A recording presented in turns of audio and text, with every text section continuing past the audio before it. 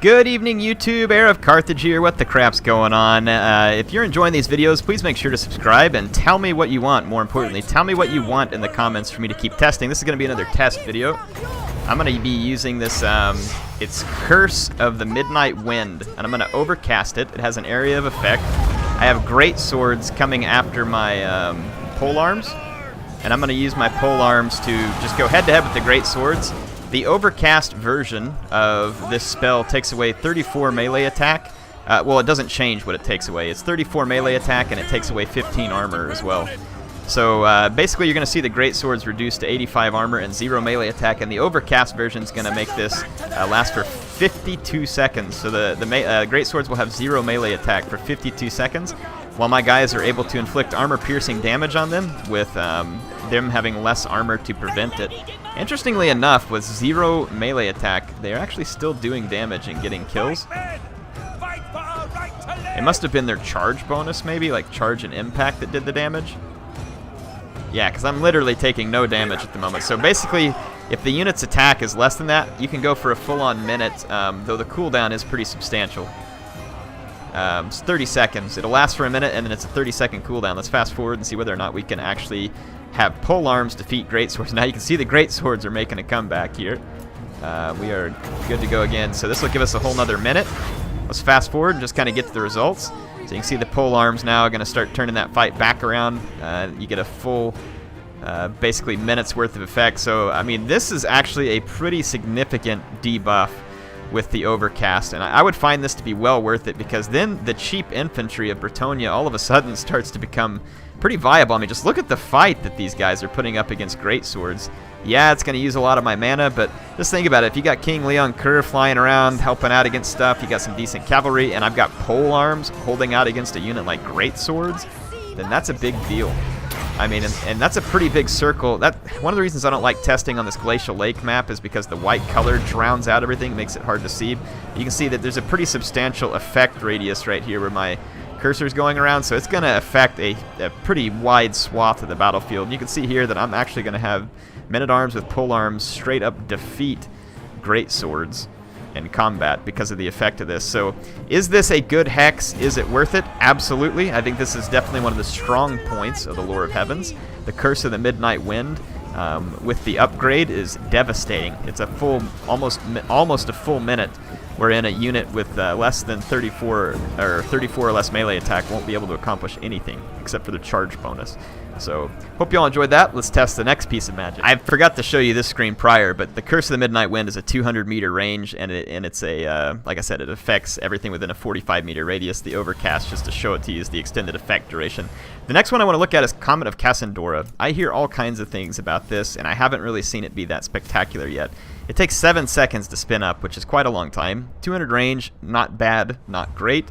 And then it's 24 for an overcast. It says increased armor piercing and explosion damage. It says strong versus multiple units, magic damage, large strike area. So let's test it out against a few different kinds of units and see how it does. Now 24 winds of magic is quite a lot to ask, but what I'm going to do is start off by just testing the overcast version. Because if the overcast version's no good, then the standard version's probably no good. Like I said, 24 mana is a substantial investment. I'm going to drop it right in the center of this great sword unit, and they are good and fixed in position. Let's watch the effects of this spell are impressive in terms of visual effects. But let's see whether or not it lives up to the vision. So here comes the actual comet, exploding down into the ground in quite a fury, knocking down the entire great sword unit. Nearly killing it. You can see it was such a large effect area that it knocked down most of this unit as well. It was 0 kills for the spellcaster. That was basically all hit point damage. And I've seen a lot of spells that are that way, so I mean, it landed a solid hit. Either that or it just didn't count the kills for the damsels. Sometimes I think the spells are messed up like that. Let's see whether or not these polearms can win their combat. I mean, 24 winds of magic I just had to spend to do that.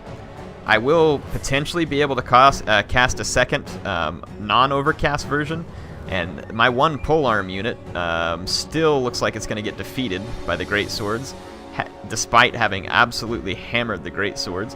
Now, actually, no, they're going to win. So, and with the 7-second spin up, this is going to be an extraordinarily difficult spell to use against an opponent who's moving. It almost has to be used against a fixed opponent, which means that it's also going to end up affecting your own men, like it did right there. I did substantial damage to my my own men in the process. I mean, the splash damage was significant enough that my guys were able to pull out a morale victory here, probably mostly because this damsel was around, not so much because the great swords couldn't have won that, but yeah. So, I mean, is that worth it? I don't know. Let's take a look at a couple more scenarios. The next scenario I want to test is whether or not I can hit a moving target with the Comet. That way I wouldn't damage my own men. AI is pretty stupid. Let's play them for fools here. It's going to take 7 seconds to spin this up. I'm going to go ahead and cast it, see if I can score a hit. I think this will land right in between the AI's units. Should be a pretty good strike. Okay, they see it coming, so they're going to bolt. Weak sauce. So you see how hard that is to target while a unit's moving. I mean, I did just a little bit of damage, but that was 12 mana. And hitting a moving unit's going to be very difficult. The spin-up time on this spell is its Achilles heel, in my opinion. Otherwise, I do think it could be good, because you could see how it could disrupt a charge there of multiple units. Let's try another scenario. In this scenario, I want to test against cavalry. We've seen certain spells actually have a bigger impact versus cavalry. Look at the AI derping out over here. No Lord, and I still can't get him to participate. Alright, I got a Reichsguard here. It's all intertwined with my own Knights of the Realm. Let's see whether or not the Comet has an extended effect, or a more extensive effect on cavalry, because we've sometimes seen this. This is an overcast version. The visuals are quite stunning.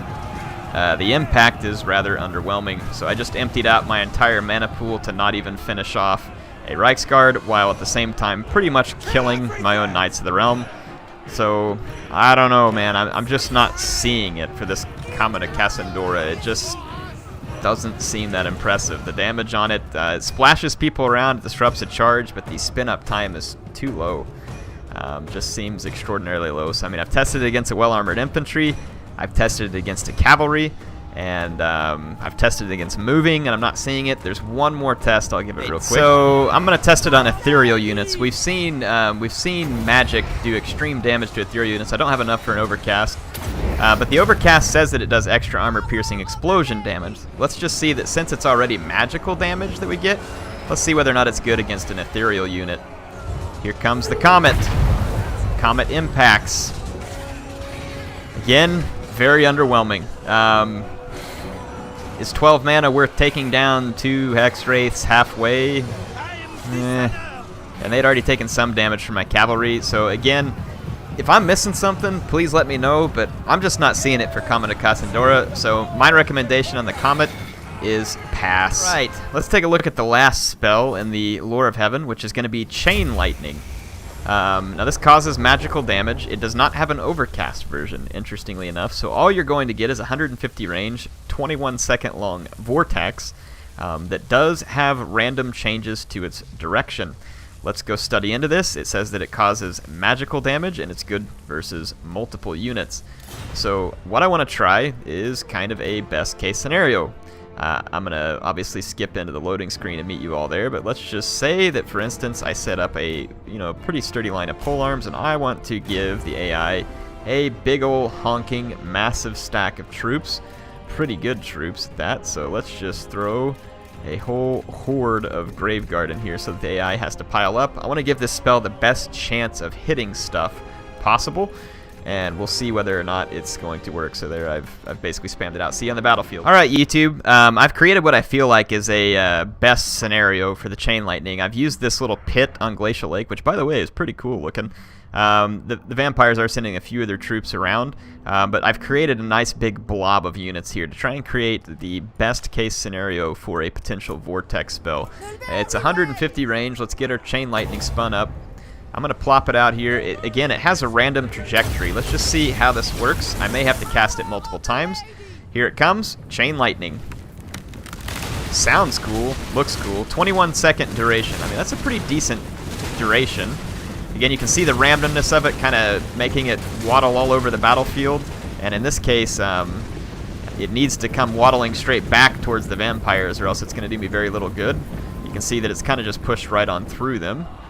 And it fizzled out there. Got me 56 kills. If it goes through a blob, it apparently does some pretty crackling damage there. It has a pretty long cooldown time, and is going to leave me with, you know, way too long of a cooldown before I'm able to do anything else.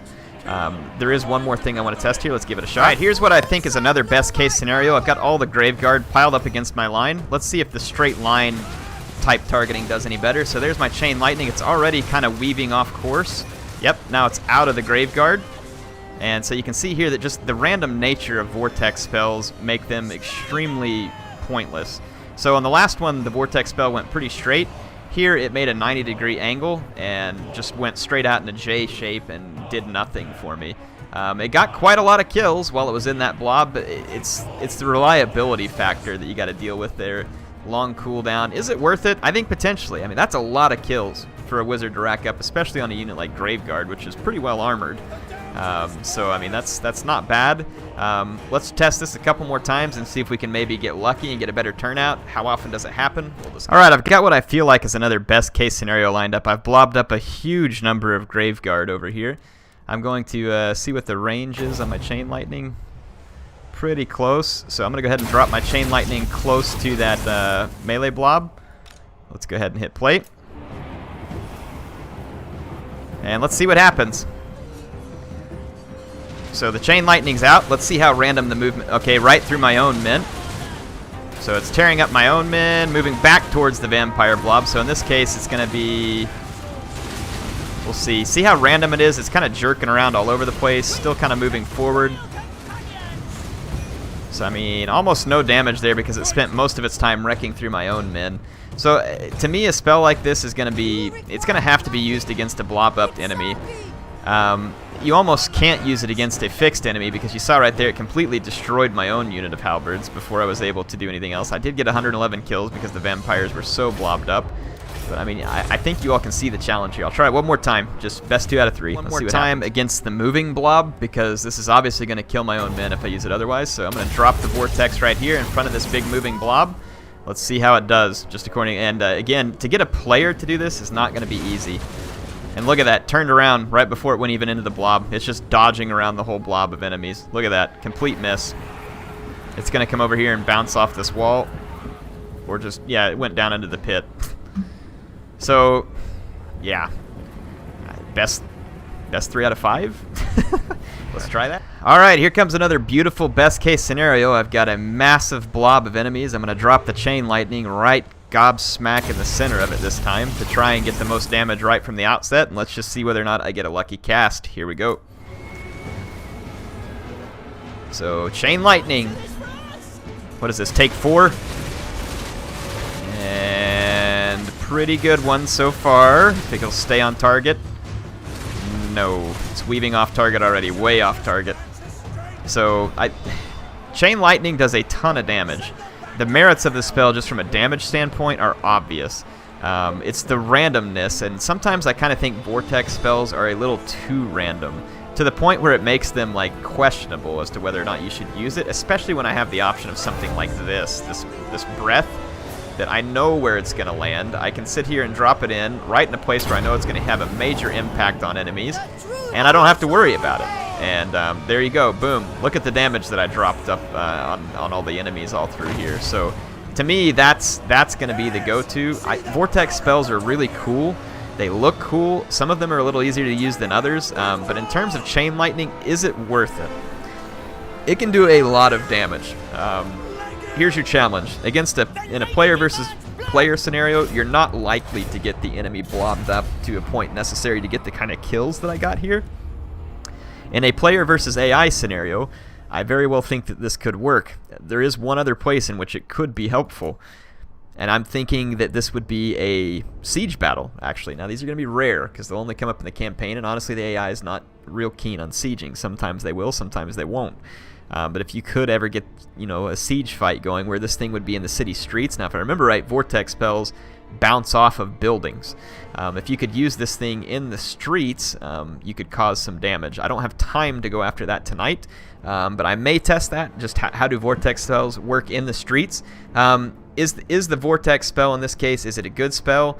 Yes, it's a good spell. Is it worth it? In my opinion, no, just due to the randomness. It's 15 winds of magic, and you don't know where it's going to go. In terms of damage, absolutely. Like, if it was like this every time, like if we watch this nice little idealized version here where the Celestial Wizard cast it, and it goes in a relatively straight line, straight back, if it was like that, this spell would be absolutely deadly. If it had some of the same characteristics that, actually it goes off in a J shape right there too. I wonder if it randomizes on this screen or if it's the same recording over and over again. Probably the same recording over and over again.